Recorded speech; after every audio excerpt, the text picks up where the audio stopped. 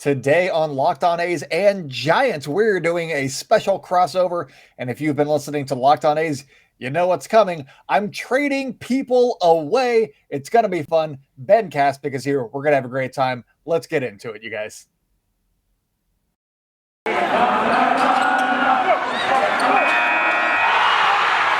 are Locked On A's, your daily Oakland A's podcast. Part of the Locked On Podcast Network, your team every day. How's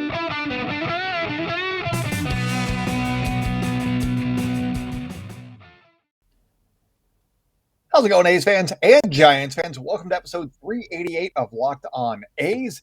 I'm your host, noted baseball fan Jason Burke, and on today's episode, I am joined by the great, the wonderful Ben Kaspick of Locked On Giants. We're going to be figuring out if the A's and Giants could actually be trade partners.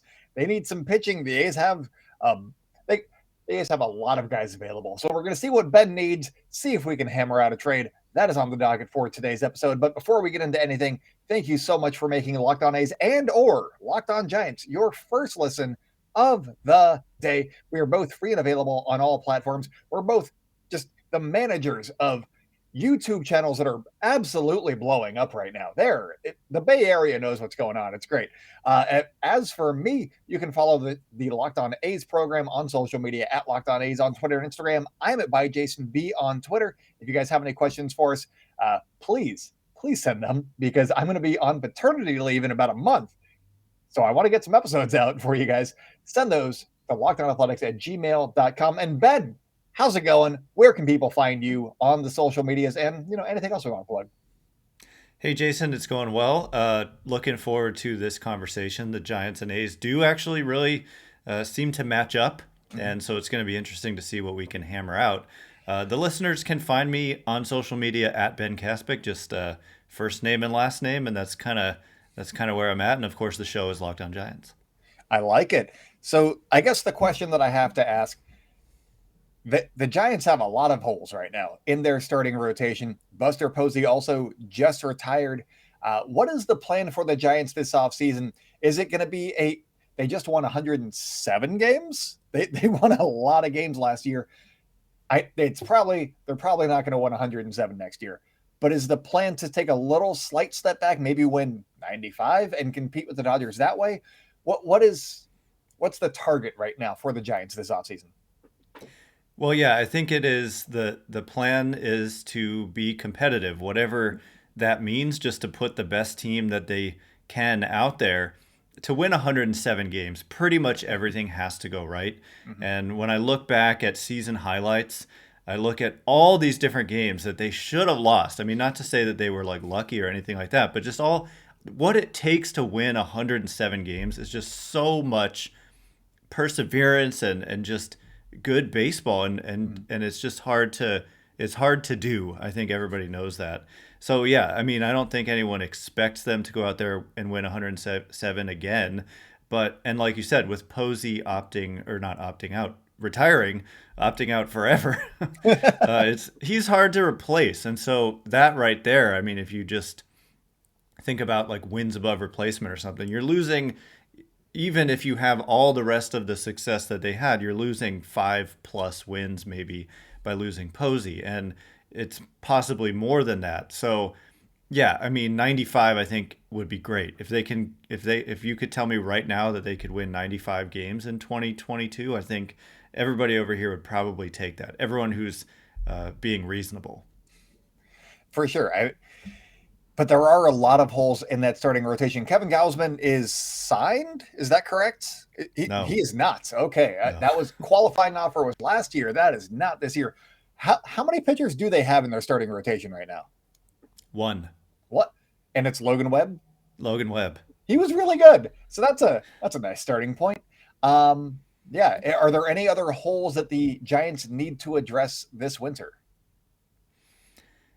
Not per se. Well, first base was one. It was a big pressing question. They put the qualifying offer on Brandon Belt, and he was the only guy to accept it this year. And so he's back. That was a big goal for them this offseason, was to bring him back. He's kind of quietly been elite offensively the last couple of years when he's been on the field. He has dealt with some injuries. But besides that, I mean, you could definitely always afford to make an upgrade. And, there's some depth kind of spots and arguably an outfielder, possibly a right-handed outfielder with good discipline and power. And we've talked on my show about how there's a certain former Oakland A's outfielder who potentially makes sense there. Former meaning, as recently as 2021 in Mark Canha. So there are some spots here and there where I think they'll look to upgrade, but the big glaring thing is the starting rotation. It's just clear and obvious. They need starters and lots of them. Would you be interested in Steven Piscotty? Probably He not. can hit lefties. They're probably looking for more of someone who can make an impact as opposed to kind of that fourth, fifth outfielder type. Gotcha. If they do, because Canha, he would probably play pretty much every day if they were to sign him. Mm-hmm. But also the Starling Martes of the world. I'm kind of blanking on the rest of the outfielders at the moment because I've been so focused on starters. But probably not like the kind of back end guys and more impact outfield bats. For the starting pitchers, what other free agents could the Giants be interested in if they're not going to be pulling from their minor league system? Who are some guys that are rumored to be scouted by the Giants currently? Well, of course, there's Gausman, who has been a really good fit here and has kind of broken out with the Giants the last couple of seasons. And he loved it here. He actually grew up a Giants fan in Colorado, oddly enough. But he likes pitching on the West Coast because of the proximity to Colorado, and specifically playing in the NL West, where they travel to Colorado multiple times per year. So he likes that. So it makes sense, a reunion there, but he's just one of any number of starters who have been rumored to the Giants. I mean, pretty much if you throw a baseball, you're rumored to be on the Giants' radar because that's how much they need starting pitching. But from the top of the market all the way on down, I mean, you look at your Carlos Rodon, your Max Scherzer. I think that would be a great fit. They tried to acquire him at the deadline. He ended up going to the Dodgers, of course. John Gray, and then, of course, Alex Wood and Anthony DeSclafani, who were on the Giants last year and had a lot of success. They've talked about wanting to bring that team back. And, of course, the team won 107 games, so it's not surprising they want to bring a lot of those guys back. But, Gausman is kind of the big fish, I would say, but Scherzer and others as well. Does Gausman know that the Rockies actually play in Colorado? I know that they might not have been a team when he was latching on to a baseball team in his youth, but they are now, and they're very close to Colorado. Yeah, he's one of the few pitchers I've ever heard talking about how he loves to pitch in Colorado. But for a while, he just got bad luck. He never got to pitch in front of family there because of various reasons, including he finally was with the Giants and they go to Colorado. And then it was the COVID, pandemic, and no fans were allowed in the stands. So he enjoyed when he finally got that opportunity. That's awesome. Coming up on the show, I'm going to be talking. I'm going to ask you which A's players you could be interested in a potential trade. But you wanted to tell me something about a certain something, didn't you? I wanted to tell you that I love Thanksgiving, and it's right around the corner. It's actually a week from today, of course. But something that always gets me is that the delicious desserts. I tend to not indulge in sweets as a health-conscious person. Enter Built Bar that can replace that coconut pie, replace that raspberry pie with a raspberry Built Bar or a coconut Built Bar. They taste like dessert, but they come in with a healthy profile, just 4 to 5 grams of sugar, low in calories as well. So if you're looking for something to replace the guilty pleasures of Thanksgiving, maybe you've had one too many slices of pie and you want another, you can actually just go for a Built Bar and feel guilt-free about it. Go to BuiltBar.com and use promo code LOCKED15 and you'll get 15% off your next order. Use promo code LOCKED15 for 15% off at BuiltBar.com. Oh, that was beautiful, Ben. I love it. I'm going to cut that out in the audio. But welcome back to the Locked On A's and Giants special crossover where we try to make a trade happen between our teams, which doesn't happen very often. So we're breaking new ground here. Farhan Zaidi is just that bridge right now, I think, between the A's front office and the Giants front office. And hey, maybe it actually happens. These two teams, as we mentioned in the previous segment, they match up very, very nicely. And I am curious which players are on your radar. Well, from the A's, it obviously for me is the starting pitchers. And the guys, of course, who have been rumored to be available, Sean Manaea, Chris Bassitt, both on the entering the last year of club control. And then there's also Frankie Montas, who has those 2 years of club control. So for me, those would be the three guys. Is there anybody in particular that you would want more than the other? Because I could see two of these three fitting very nicely with the Giants, as much as I hate to say that. I could see them being really good fits in that clubhouse. Do you give me 2 out of 3 that you would like? Probably Bassett and Manaea, and Okay. the fact that it's only 1 year of club control, I'm just kind of a stickler. You know, the extra year of club control is going to cost more. And without, I mean, I don't have their numbers like pulled up directly in front of me here, but Montas, I mean, he had a great season, it looks like. And Bassett, of course, had a great season too that was interrupted by that very scary hit by comebacker in the face. And I don't know, maybe, I mean, talent-wise, probably Bassett and Montas, but correct me if I'm wrong. I mean, Manaea, it looks like out of the three, maybe hasn't had. I mean, he had a good season, but the other two had kind of great seasons. Chris Bassitt kind of broke out a little bit. He put his name on the map in 2020, but it was a shortened season, so nobody really knew how to take that. And 2021, he was like, no, that guy that you saw last year, that's me. That's who I am. He is a bulldog on the mound, and I think that he's one of those guys that I could definitely see being a very nice fit for the San Francisco Giants. He feels like a kind of guy that they would generally go after, and he'll give you, 6 innings no matter what. He'll give you a quality start basically every time out. He'll throw 30 pitches in the first. He'll still go get through 6 somehow, some way. He misses barrels, and that's most of his game. He throws a bunch of pitches. He misses barrels. He just keeps you guessing. He is a pitcher's pitcher. He is fantastic. He doesn't throw super hard, but he knows what he's doing up there. And I really like watching Chris Bassitt pitch. And I think that, Giants fans, if he was wearing their colors, would also like watching him pitch quite a bit. The other guy that I thought that you would go after, but obviously the market value would be a little bit higher, would be Frankie Montas. I think that he would be another solid fit for the Giants.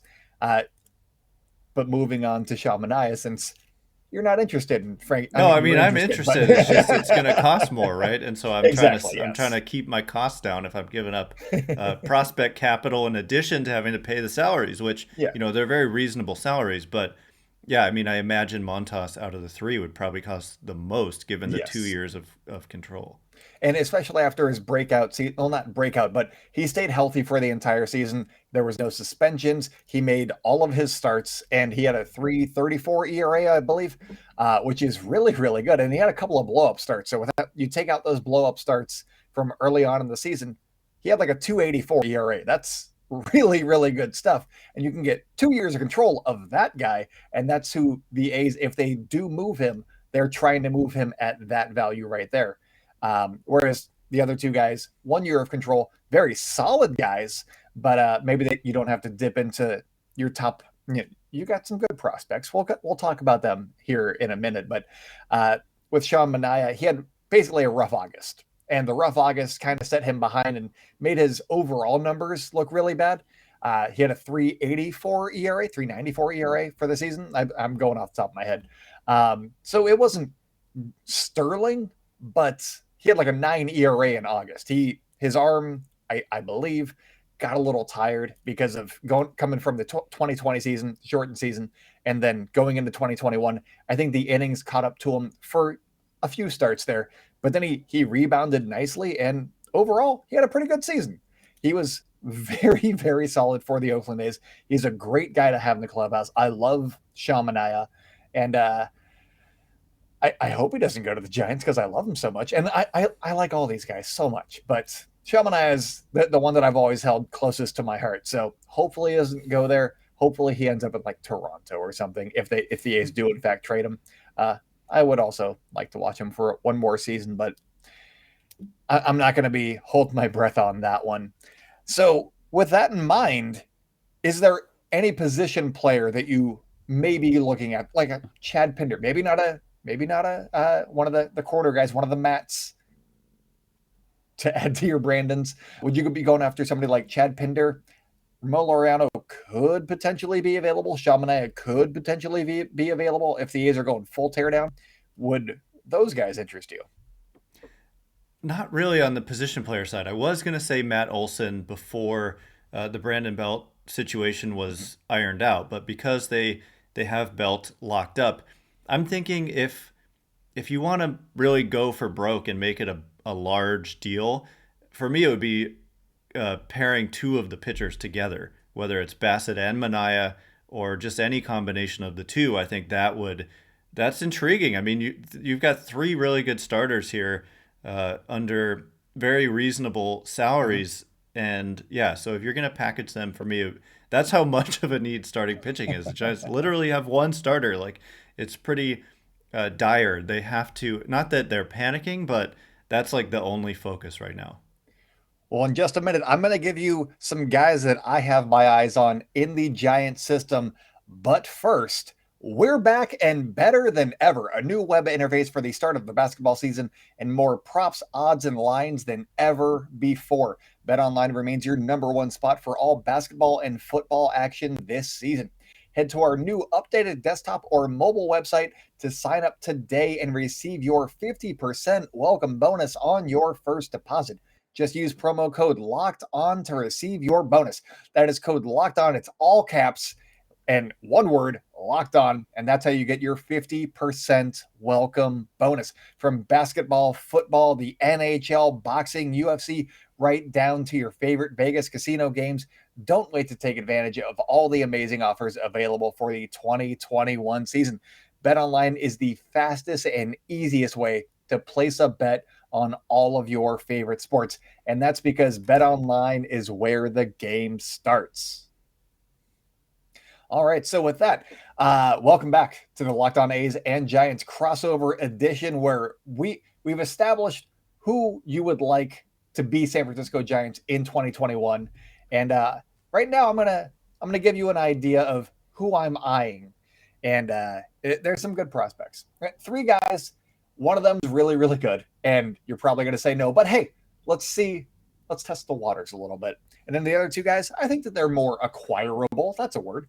And so we're going to go with that. So first guy on my list, number 3 Giants prospect, according to MLB Pipeline, and that is Luis Matos. He's the number 77 overall prospect in baseball, so top 100 prospect. That's not bad. He is a right-handed batter. He's 19 years old. He plays the outfield. He has a 60 hit tool, and he has average or better tools across the board, and he has good, if not great, bat to ball skills. Those are things that I am looking for. I'm looking for bat to ball skills in a return for basically anybody that the A's trade. I want guys that can make contact, because we don't know how baseball is going to change in the next 3, 4, 5 years when the A's might be competitive, and contact never goes away. So that is one guy that I would be eyeing I was planning on you saying Frankie Montas, but if we're packaging Bassitt and Manaea, he's still available, because the value, according to the Baseball Trade Values website, which isn't gospel, but it gives you an idea of values and worth on the trade market. I think that Luis Matos would be the centerpiece of the deal. Is he available from your standpoint, Ben? Not to be a stickler, but I mean, I honestly, I think like a GM might think, and my first reaction is hell no. Yeah. Because Matos is a special kind of guy in the system, where he's kind of erupted in the last couple years. His 2019, his first season in pro ball, he just absolutely burst on the scene. If you look at those 2019 numbers, he was just an absolute monster. He hit 7 homers and had 20 steals in 55 games with a 430 on base percentage. It was just a monster. And then this year he followed it up with a 15 homer, 21 steal, 358 on base, 313 average. He's just been nothing but great in professional ball. So his stock is absolutely on the rise. And I would imagine that when more top 100 prospects lists come out, he might actually be a lot higher than that. So I'm not giving him up simply because, and this is something we can talk about more in a second, but Giants have cash, right? They're a team that's not afraid to spend some money, and right now they have all this money freed up. And so they would rather just spend and acquire starters than give up someone they really like who's a prospect in order to get starters. And so I want to hear who your next two guys are, but that's just Matos is kind of valued higher than maybe the rest of the industry sees him right now. And honestly, that makes sense. But as I said on my on Locked On A's yesterday, for me in a trade package, I want the A's to go after some top tier hitters. He's obviously one of the Giants' better hitters in their system, and it matches value. He's not quite. Is it Helio Ramos? Is he number one right now? Or is Marco he Luciano. Marco Luciano, that's the one. There's a lot of different guys that you could mix around in the top 5 or so. And they have, like Joey Bart has been number one in the past and has fallen a little bit to maybe Luciano, who's still a teenager, but many consider a top 10 prospect in the game at this point. And Ramos is a guy who may be expendable, so we can keep talking. But yeah. I mean, that makes sense. And it makes sense the Giants would hold their prospects a little more closely, given how they were able to rebuild basically their entire not even starting rotation, but all of their pitchers were basically just kind of acquired. They kind of piecemealed an entire staff together last season, and they won 107 games. So they don't necessarily need to be giving out. They have the recipe. They know who they want to target. And if one of these guys from the A's is who they want, maybe they pay that price. But it seems like they could go get a bunch of guys on 1-year deals and try and run it back and do it again.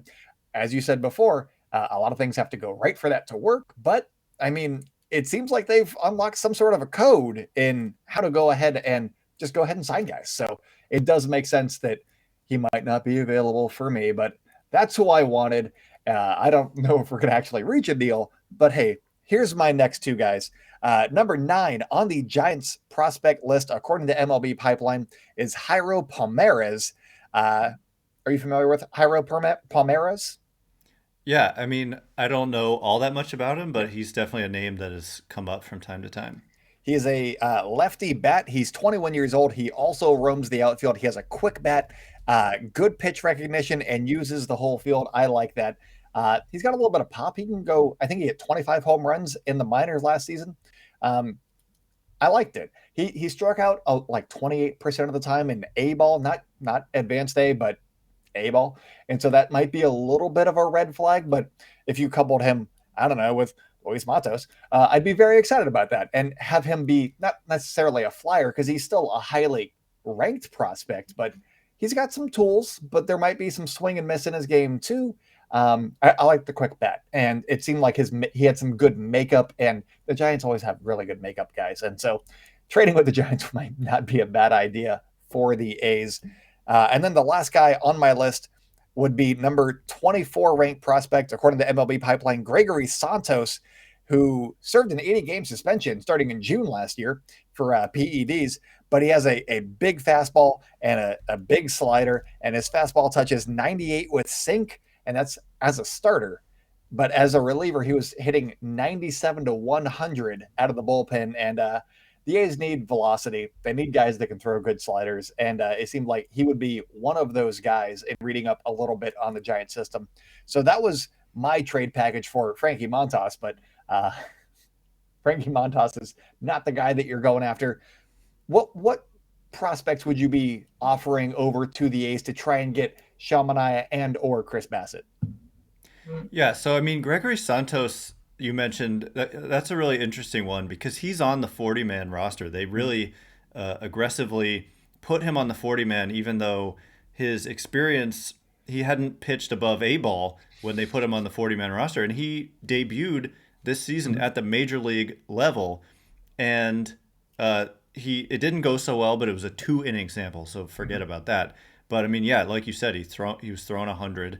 or thereabouts, and then he gets hit with the suspension. But what's interesting and worth thinking about is the 40-man roster stuff, because there's this deadline tomorrow. For those of you listening, we're recording on Thursday night. So on Friday, there's this deadline, of course, where teams have to add players to the 40-man to protect them from the Rule 5 draft. And the Giants have a bit of a crunch, and they have too many guys who are either already on the 40-man or will need to be put on the 40-man, including some pitchers, actually. And so, I mean, guys like Santos, who aren't necessarily in the immediate plans but are on the 40-man roster, actually makes sense in a trade. And consolidating maybe, 3-4 guys and getting one pitcher in return actually might make a lot of sense. So Santos is one of those guys, although they do think highly of him as well. He was kind of a pop-up guy and got added to a lot of people's top 100 lists. But in addition to that, I'm trying to find Seth Corey is a name. He's probably going to be added to the 40-man tomorrow. Sean Jelly was a second-round draft pick behind the Giants' first-round pick of Joey Bart in 2018. And this guy is 6'11", and he's not a strikeout pitcher. And you mentioned the A's needing kind of the A's do well with this type of guy, though. I mean, Chris Bassitt, like you mentioned, funky. And Sean Jelly, 6'11". He's very tall and skinny. He's like slender, and his last name is Jelly, but it's spelled with an H and a J. So he's a guy. I mean, I have no idea how to spell this guy's name now. Hjelle. Gotcha. Okay, that makes way more sense. Yeah. So, but Seth Corey, I mean, he's probably going to be added. We'll look out for that. But he was one of the best pitchers in the minors in 2019, and then when he fixed his command issues, but then the command issues popped up again in a major way this year. But he is a strikeout machine, but has the command issues. So they may have to add him because they don't want to lose him, but also he's not in the immediate plans. And so I do think Jelly and Corey and maybe Santos, there is the makings of a potential deal there if you are consolidating guys who kind of help the Giants with that 40-man crunch. Corey was one of the guys that I had looked at, and I was like, oh, I like this guy, but the command issues, I was like, I don't know, maybe, because we've seen some Giants prospects in the past have command issues and then just not necessarily have it later on either. So maybe it's a different coaching staff. That could be, I mean, he's obviously fixed them in the past. He could do it again. But I could see two of those guys, maybe take Santos and either of the other two guys, and then a bat of some sort that is good with contact and could be a nice piece for the A's. For me, it's kind of like the draft. You take the best available player. It doesn't really matter what position they play. The A's have a lot of outfielders. Are they all going to be major leaguers? Probably not. So, and they have shortstop kind of covered. So you could move, if you acquired a shortstop, move them over to second base. It doesn't really matter. They're going to need to fill first and third probably. So that could be a thing, but you could also have Tyler Soderstrom, the A's starling, catcher. He might be a first baseman moving forward. He might be an outfielder. Depends. He's still young. He's figuring it out. But it's going to be interesting if these two teams do make a deal. One, because they made a deal. And two, it would be for significant pieces, not, just one-way deal where, there's cash coming back or anything like that. So it's going to be interesting to keep an eye on. And the 40-man roster is also something to keep an eye on. Just for clarification's sake, I'm pretty sure, but correct me if I'm wrong, that say Santos or Corey were left off of the 40-man roster, the Giants could still trade those guys in the time leading up to the Rule 5 draft, correct? Yes. But okay. Santos is on the 40-man, even though he was suspended.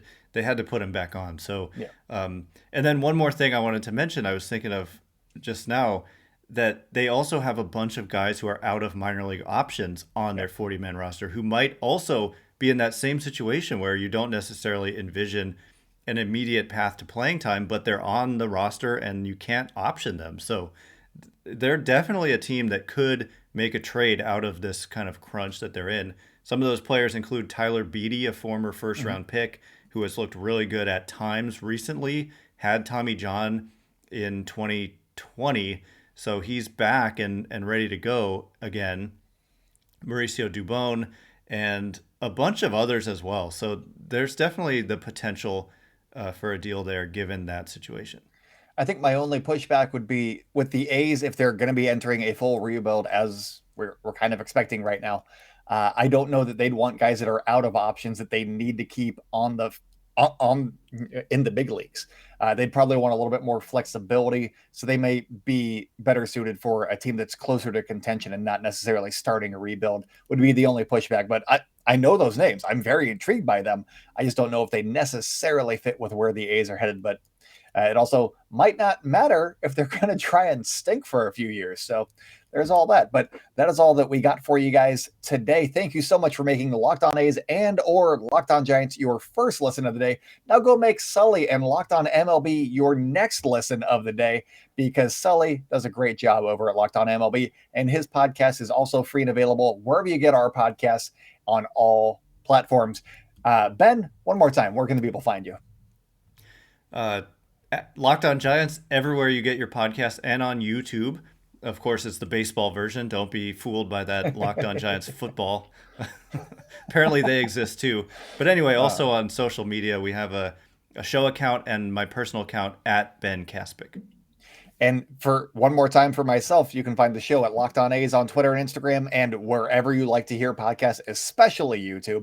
I am at by Jason B on Twitter. And if you have any questions for us, please send those to lockedonathletics@gmail.com. But that's all that we got for you guys today. So until next time, go out and celebrate good times, A's fans, and maybe even Giants fans. We'll talk to you guys next week.